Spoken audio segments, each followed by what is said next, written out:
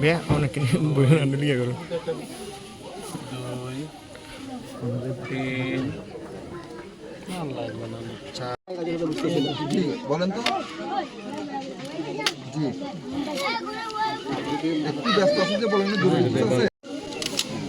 আর আপনারা যদি আমার মনে হয় সবগুলো তুলে আমরা থানায় গিয়ে সবগুলো তুলে আমরা দেখাই আর তোমরা যদি সব দাদা ভাই পাও এটা পকেট থেকে দিল কেন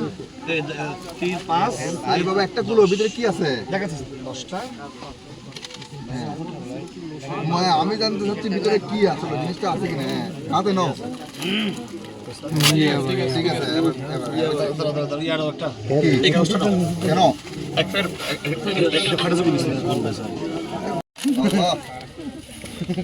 তো আনা তো আল্লাহু আকবার